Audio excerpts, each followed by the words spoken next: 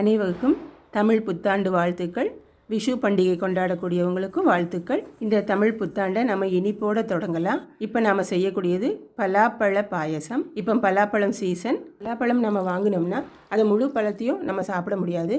அதில் உள்ள சொலைகள் எல்லாத்தையும் எடுத்துட்டு தேவையானதை சாப்பிட்டுட்டு மீதி உள்ள சொலைகளை நம்ம ஸ்டோர் பண்ணி வச்சுருந்தோம்னா இது போல் விதவிதமான டிஷ்ஷஸ் செய்யலாம். இப்போ நாம் பாயசம் செய்ய விதையை நீக்கின பலாப்பழம் ஒரு 10 எடுத்துருக்கோம். அதை நல்லா வேக வச்சு எடுத்துட்டோம். இப்போ நம்ம அதை மிக்சியில் நல்ல மாவாக மசிச்சு எடுத்துட்டோம். இதை ஒரு கிண்ணத்தில் ஊற்றிட்டு அந்த மிக்சி ஜாரில் உள்ளதையும் நம்ம லேசாக கழுகி இதில் சேர்த்துக்கலாம்.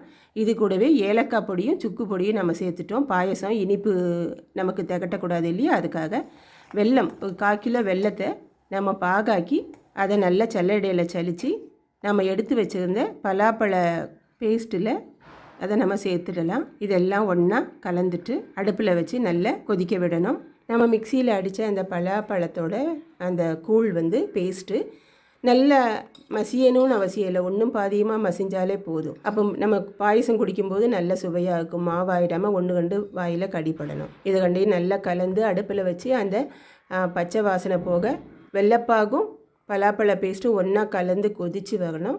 இந்த சமயத்தில் தேங்காய் பால் நம்ம எடுத்து வச்சுருந்த தேங்காய் பாலை நம்ம சேர்த்துடலாம். தேங்காய் பால் நம்ம அதிகமாக சேர்க்கலை. இது பாயசம் அப்படின்றதுனால அதிக தண்ணி ஆகிடக்கூடாதுன்னு நாம் முதல்ல எடுத்த திக்கு பால் மட்டும் 1 கிளாஸ் சேர்த்துட்டோம். இது பாயசத்தோட அளவு கம்மியாக இருந்ததுனால அதுக்கு ஏற்ற மாதிரி அளவான பால் தான் நம்ம சேர்த்தோம். இப்போ நாம் எடுத்து வச்சுருந்த திராட்சை பழமும் பலாப்பழத்தோட ஒரு 4-5 துண்டுகளை நம்ம எடுத்து வச்சுருந்தோம். அதை சின்ன சின்ன துண்டாக கட் பண்ணி நெய்யில் நல்லா வறுத்து போடலாம். சுவை அதிகமாக இருக்கும். இது பலாப்பழ பாயசம். பலாப்பழம் வீட்டில் இருந்தாலே அது பழுக்க பழுக்க நல்ல வாசனை கொடுக்கும். இது நம்ம பாயசமும் வைக்கிறோம். நம்ம வீடு மட்டும் இல்லை, அக்கம் பக்கத்தில் உள்ளவங்களும் என்னென்னு கேட்பாங்க, என்ன புதுசாக டிஷ் செய்கிறீங்க, பலாப்பழ வாசனை அடிக்குதுன்னு வீட்டுக்கு கேட்பாங்க. அந்த அளவுக்கு நல்ல வாசனை கொடுக்கும். இந்த பலாப்பழ சுளைகளையும் நல்ல நெய்யில் வறுத்து அந்த பாயசத்தில் நம்ம போடலாம். பாயசம் இன்னும் நல்ல சுவையை கொடுக்கும். இது நல்லா கொதித்து கொஞ்சம் வற்றி வந்ததும் நம்ம எடுக்கலாம். பாயசம் அப்போ தான் திக்காக இருந்தால் தானே, பாயசம் திக்காக இருந்தால் நல்லாயிருக்கும், சுவையும் அதிகமாகும். இதோ கமகமன்னு நாம் செய்த பலாப்பழ பாயசம். இந்த புத்தாண்டில் இது போல் மணக்க மணக்க சுவையான பாயசம் செய்து சுவாமிக்கு படைச்சி நாமும் இதை சுவைக்கலாம். இதே போல் பாயசத்தை நீங்களும் வீட்டில் செய்து இந்த புத்தாண்டை மகிழ்ச்சியோடு கொண்டாடுங்க.